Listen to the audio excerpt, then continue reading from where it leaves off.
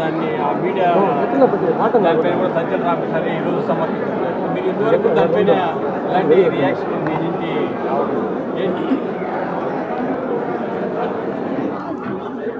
ఈరోజు అమరావతి మన రాజధాని అన్నది ఒక వాస్తవం, మనందరికీ గర్వకారణం. అలాంటిది గత 10 సంవత్సరాలుగా ఆంధ్ర రాష్ట్రానికి ఒక రాజధానియే లేకుండా పోయిన సమయంలో అమరావతి మన రాజధాని కట్టుకునే నిర్మించుకునే ఈ సమయంలో ఇలా అమరావతికి వ్యతిరేకంగా మాట్లాడిన ఏ మాట కూడా క్షమించరానిది. అసలే ఒక రాజధాని లేకుండా బాధపడుతున్న ఆంధ్ర రాష్ట్రానికి ఇది మరో దెబ్బ లాంటిది. మరి అలాంటప్పుడు అమరావతి మనకంత ముఖ్యమైనప్పుడు, ఆంధ్ర రాష్ట్రానికి ఒక రాజధాని అంత ముఖ్యమైనప్పుడు ఇలాంటి వ్యాఖ్యలు చేయడాన్ని కాంగ్రెస్ పార్టీ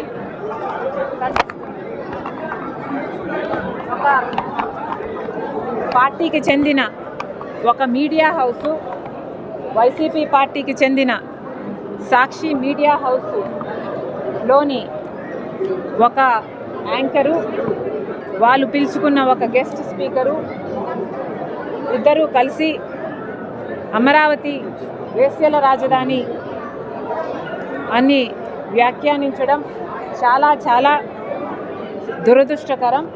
ఇది ఎవరైనా ఖండించాల్సిన విషయమే. కాకపోతే నాకు ఇక్కడ అర్థం కాని విషయం ఏమిటి అంటే,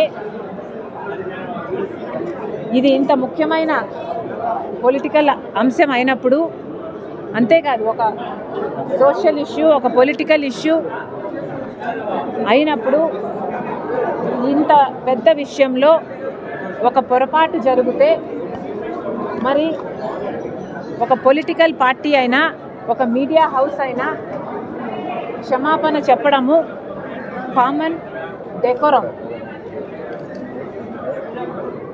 అలాంటిది మీడియా హౌసే ఒక పొలిటికల్ పార్టీకి చెందినప్పుడు ఆ మీడియా హౌస్ చేసిన కొన్ని వ్యాఖ్యల వల్ల కోట్ల మంది ప్రజలకు ఆవేదన కలిగినప్పుడు ఆ మీడియా హౌస్ అయినా ఆ పొలిటికల్ పార్టీ అయినా క్షమాపణ చెప్పాలి.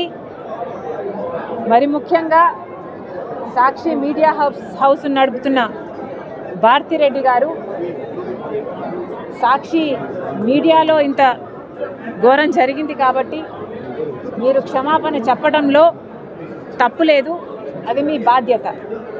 మనం చిన్న పిల్లలకు కూడా నేర్పిస్తాము, ఒక తప్పు చేస్తే తప్పైంది సారీ అని చెప్పు నాన్న అని చెప్తాము. మరి అలాంటప్పుడు ఒక తప్పు జరిగినప్పుడు సారీ చెప్పుకోవడంలో, సారీ చెప్పడంలో నామోషి లేదు. మరి ముఖ్యంగా ఇది ఒక పొలిటికల్ పార్టీకి చెందిన మీడియా హౌస్, అంటే జగన్మోహన్ రెడ్డి గారి వైసీపీ పార్టీకి చెందిన మీడియా హౌస్ అయినప్పుడు జగన్మోహన్ రెడ్డి గారు క్షమాపణ చెప్పడంలో కూడా తప్పులేదు. ఇంతమంది మనోభావాలను ఇంత ఆవేదనకు గురి చేశారు జగన్మోహన్ రెడ్డి గారు. తప్పైపోయింది, మా ఉద్దేశం అది కానే కాదు, క్షమించండి అనడంలో తప్పు లేదు. మరి వారు ఎందుకు సంకోచిస్తున్నారో, వారికి ఎందుకు ఇది నామోషిగా అనిపిస్తుందో నాకైతే అర్థం కావటం లేదు. ఈ పైన పడుతుంది అని నేను అనుకోను, ఎందుకంటే దాంట్లో వాస్తవం లేదు. వైశ్యల రాజధాని అని అంటే ఏమిటండి? ఆ రాజధానిలో ఇంకెవరు ఉండరా? ప్రజలు ఉండరా? దాంట్లో వ్యాపారాలు చేసుకోరా? లేకపోతే ప్రజలు ఉండరా? పిల్లలు ఉండరా? ముసలివాళ్ళు ఉండరా? మహిళలు ఉండరా? మగవాళ్ళు ఉండరా? అసలు ఇది చాలా baseless and senseless. Comment is just I cannot help but condemn it. నాకైతే ఈ న్యూస్ అప్డేట్ లేదు, కానీ నాకు చాలా ఆశ్చర్యం వేస్తుంది. కానీ నాకు చాలా ఆశ్చర్యంగా ఉంది. ఎవరే కానీ దీన్ని సమర్థించకూడదు. ఇది నిజంగానే ఖండించాల్సిన విషయము. నన్ను అడిగితే క్షమాపణ కూడా చెప్పాల్సిన విషయం.